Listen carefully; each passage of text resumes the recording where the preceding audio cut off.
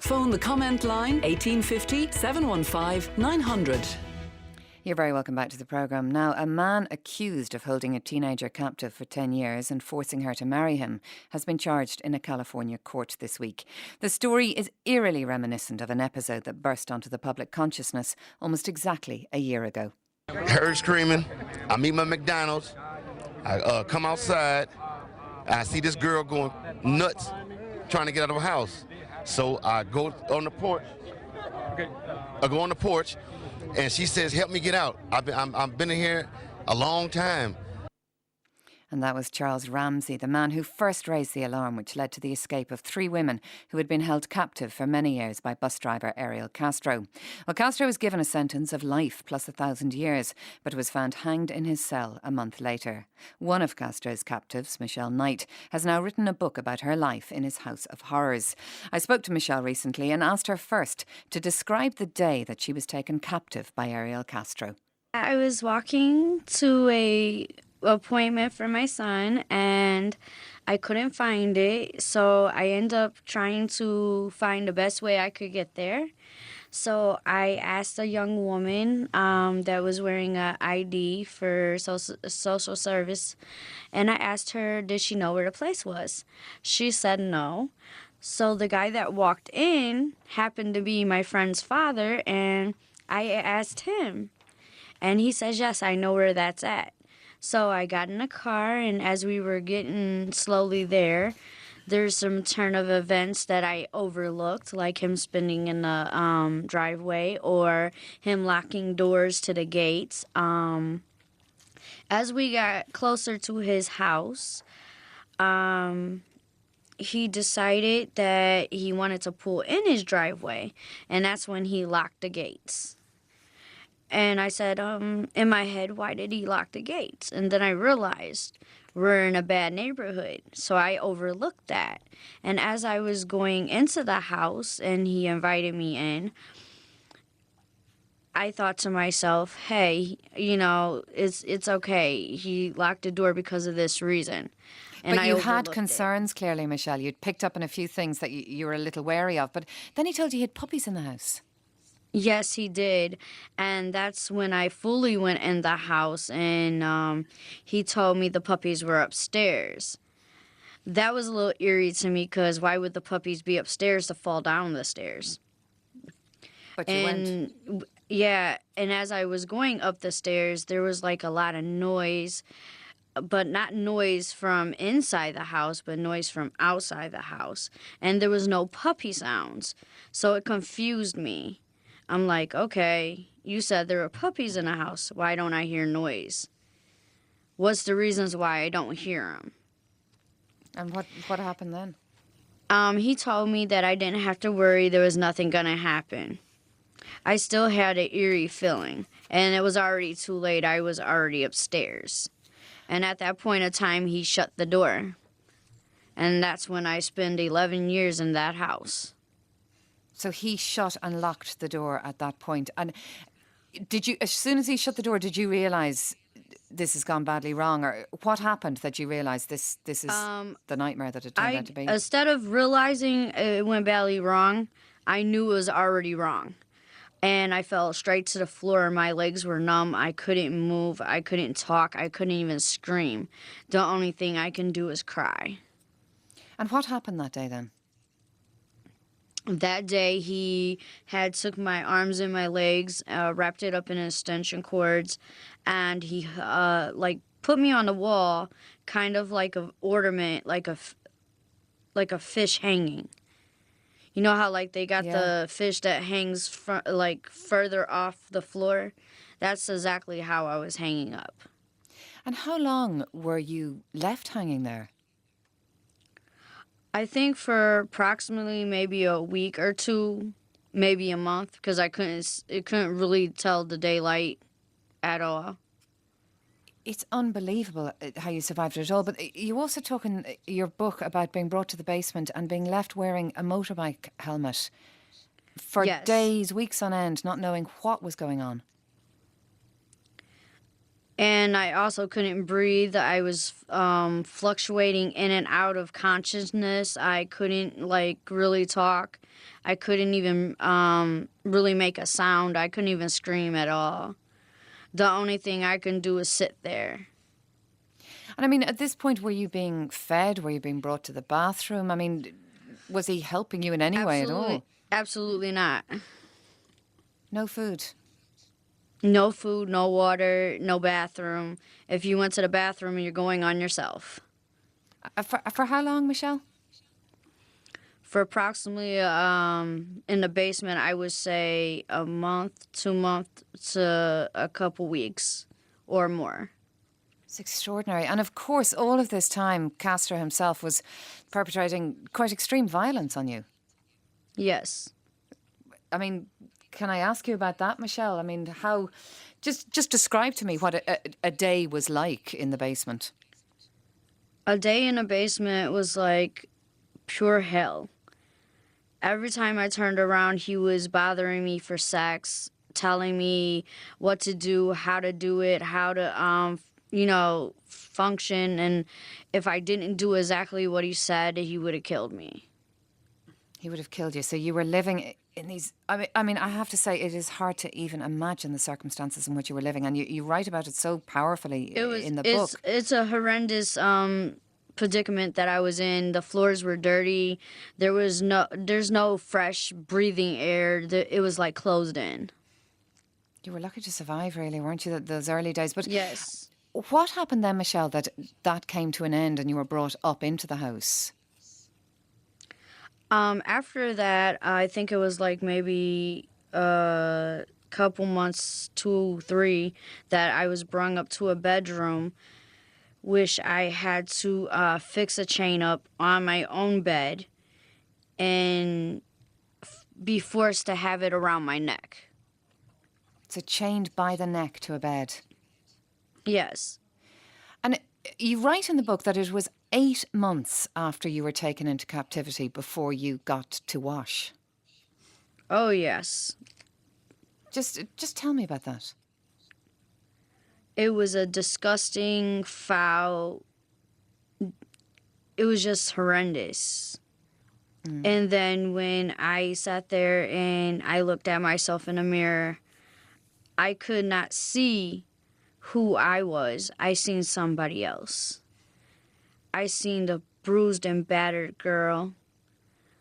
I seen the filthy. I could not... Only thing I seen on my body was dirt. Dirt, bruises, everything. My hair was messed up. I did not see who I was. I seen somebody else. Somebody else. Yeah, and you cut all your hair off that time, didn't you? Yes, I did. Just to remove some of the horror, I suppose, of what you've been through in that first 8 months.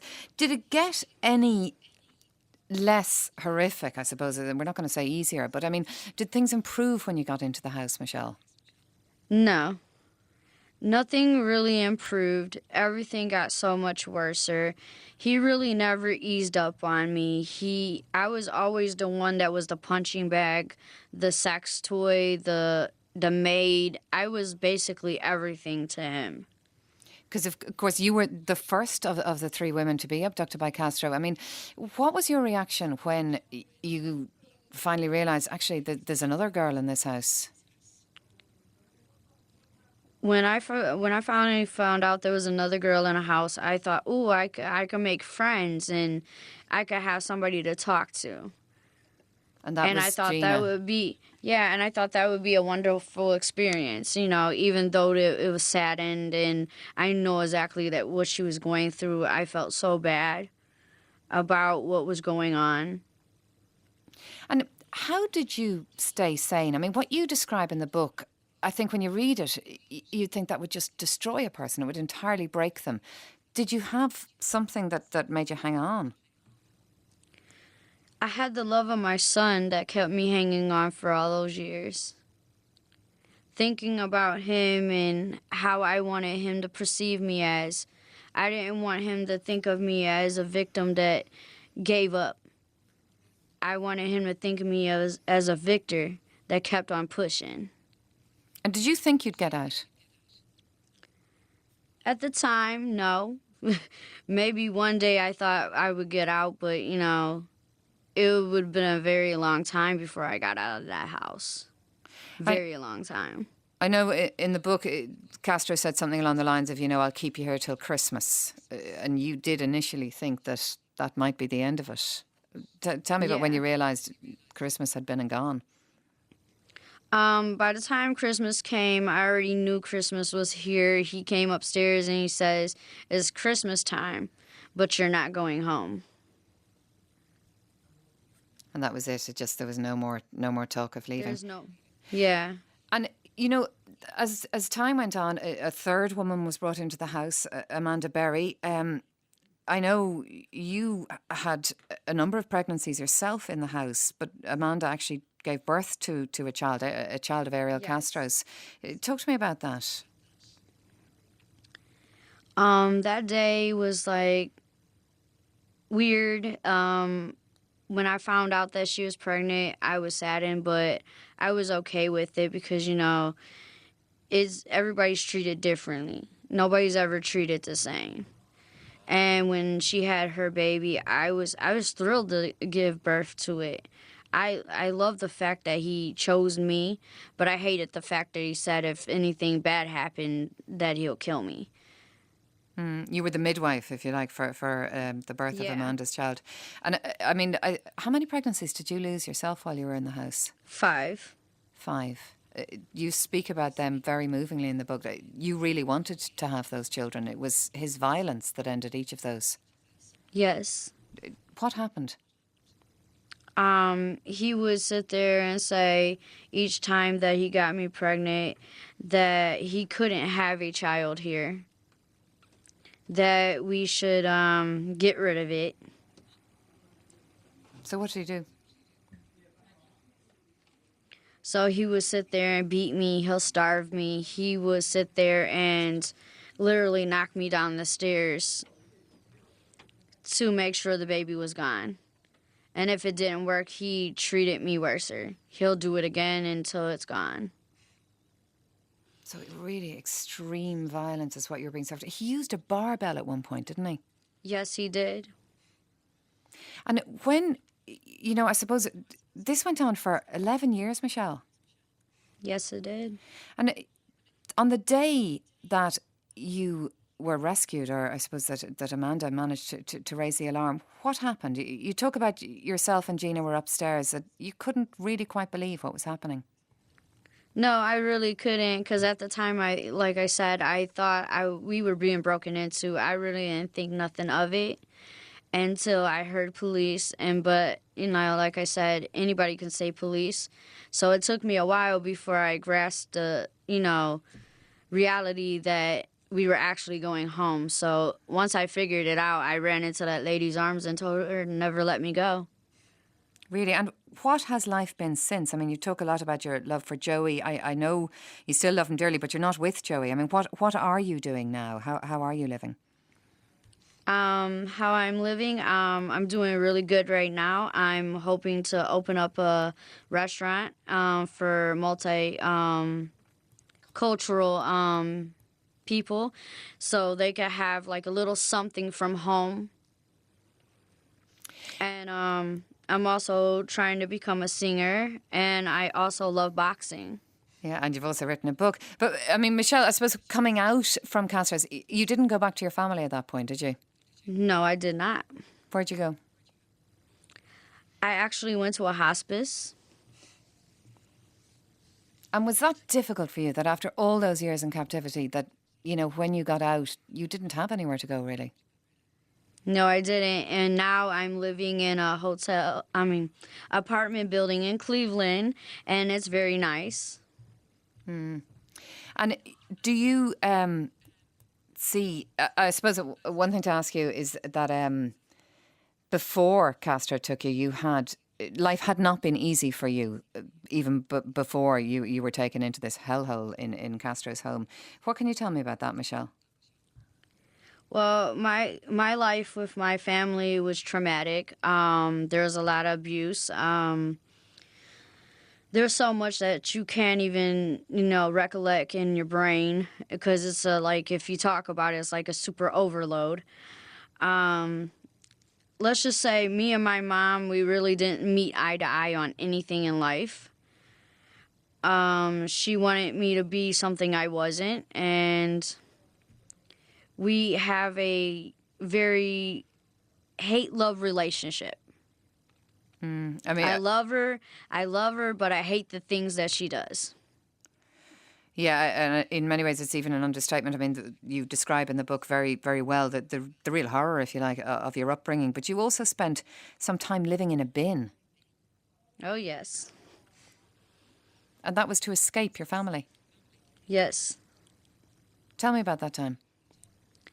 That time I decided because I didn't want to get married, I decided to run away from home. I was about around 13 or 14. I decided that my mother's way of living wasn't my way. You went into court. You were the only one of Castro's three hostages, if you like, who went along to the court. You said, "I will overcome all this that happened, but you will face hell for eternity. From this moment on, I will not let you define me or affect who I am. I can forgive you, but I will never forget." What did it mean for you to be able to go into the courtroom and to face Castro after all he had done? Well, it meant for me letting him know that he has hurt me so bad, but I'm not going to let him define who I am and what I can do in life, because he didn't break me. And do you really think, Michelle, you can recover from what you've been through? I mean, it must haunt you still at night in dark moments and quiet moments. Well, from this day forward, after I forgave him, I don't really think about him anymore.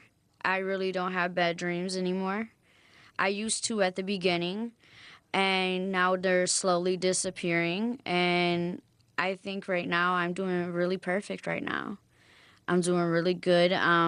Doing these interviews and everything that I'm doing right now is helping me along with my healing. Yeah, I mean, you'd have to say hats off to you, Michelle, on that. What are you hoping for now? I mean, it's a year since your eventual release, but after 11 years of hell, what do you see ahead for you? What are you hoping for? I see amazing and beautiful things for me. I see love that I never had. I see a career that I never had. I see everything that's going to be good. Michelle, thank you very much indeed for joining You're us very this morning. welcome. And listen, we really wish you the very, very best of luck with everything now. And well done on the book. Thank you. Today with Sean O'Rourke